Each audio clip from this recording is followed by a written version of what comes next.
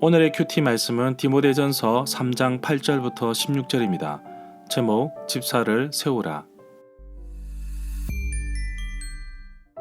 먼저 앞뒤 문맥을 살펴보겠습니다.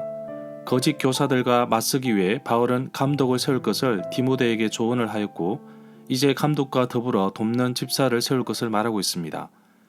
집사의 자격을 보면 거의 감독의 자격과 일치되는 부분도 적지 않습니다. 감독은 교회에서 리더십으로 본다면 집사는 리더십을 도와서 실무적인 행정을 담당하는 사람으로 보면 될 듯합니다. 문단을 나눠보겠습니다. 8절부터 13절은 집사의 자격, 14절부터 16절은 분명한 진리의 터, 기둥. 8절에 보면 이와 같이 감독과 마찬가지로 집사들에게도 정중하고 일구연하지 아니하고 술을 임박하지 아니하고 부정한 이득을 탐내지 아니하며, 디도서 1장 7절에 보면 감독에 대한 자질, 요구사항이 나오는데 여기에도 술을 즐기지 아니하고 더러운 이득을 탐하지 않는 부분이 나옵니다.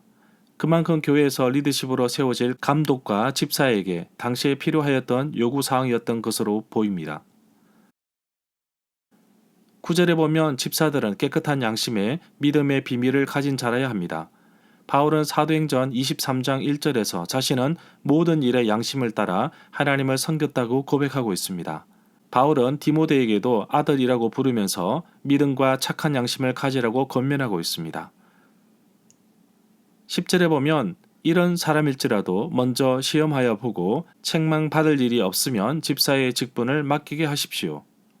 여기에서 시험하다라는 뜻은 마치 금속을 시험하다는 뜻으로, 집사로 추대된 사람은 시험하기 위하여 일정한 기간을 정해놓고 합격 여부를 결정하라는 것이 아니라 평소에 그 사람들이 믿음의 진실성을 가지고 있는지와 그리스도인의 생활에 있어서 모범을 보이는지를 파악하려 보라는 뜻으로 보입니다.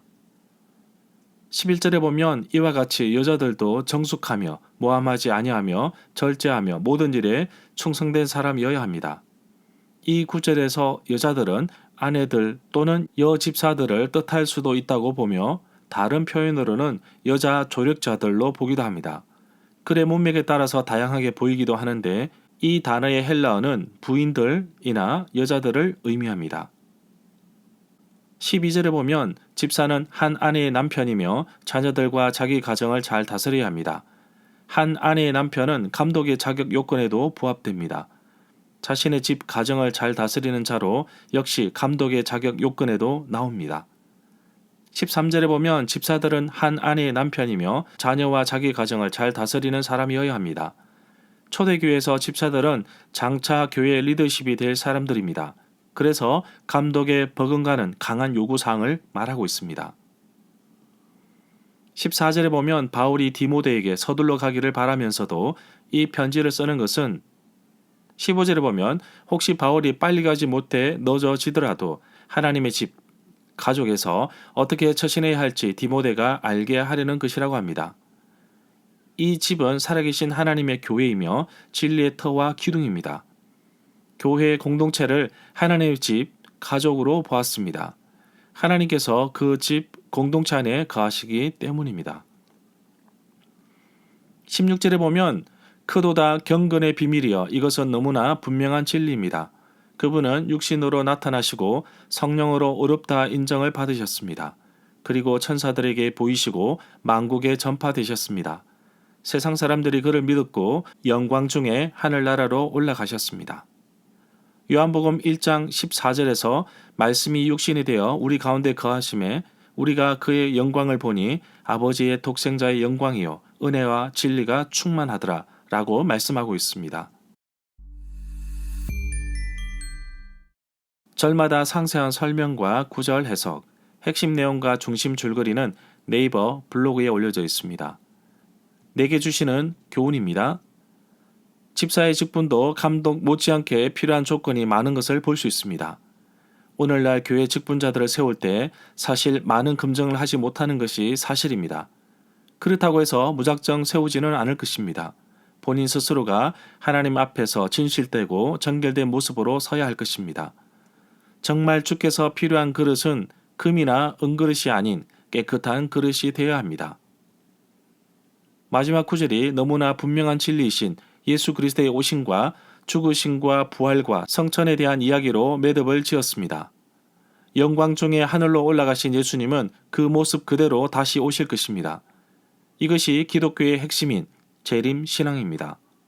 나는 정말 다시 오실 예수님을 기다리는 마음으로 하루하루 살고 있습니까? 그리고 그분이 언제 오실지 모르지만 영접할 준비는 되셨는지요? 감독이나 집사의 자질 가운데 마지막으로 언급된 부분이 바로 가정에 대한 부분입니다.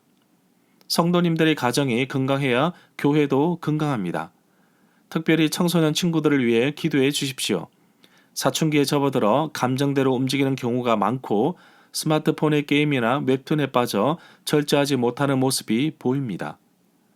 무분별한 음란 문화 속에 빠지지 않도록 하나님 말씀에 사로잡혀 살게 하시고 교회도 이들을 위해 많은 관심과 기도로 돕게 하소서. 잊지 말고 기도해 주십시오. 방황하는 사춘기만 지나면 이들은 청년이 되어 교회에서 충성스럽게 일할 일꾼이 될 것입니다. 사춘기 헛되게 보내지 말고 예수님을 인격적으로 만나고 구원의 기쁨을 경험하게 하소서. 지도자로 사는 것은 정말 쉬운 일이 아닙니다. 더욱이 회사나 국가가 아니라 교회에서는 정말로 어렵고 힘든 일입니다. 그래서 봉사라는 표현보다는 헌신이라는 단어를 씁니다. 남들보다 정말 수고하며 섬기는 팀장님, 부장님, 사역원장, 셀장님, 구역장님들 한 분 한 분 축복합니다. 오늘도 하나님 앞에서 헌신과 수고할 때에 하늘에서 별같이 해같이 빛날 것임을 기억하며 기쁨으로 순종하며 살아가는 하루가 되기를 간절히 소망합니다.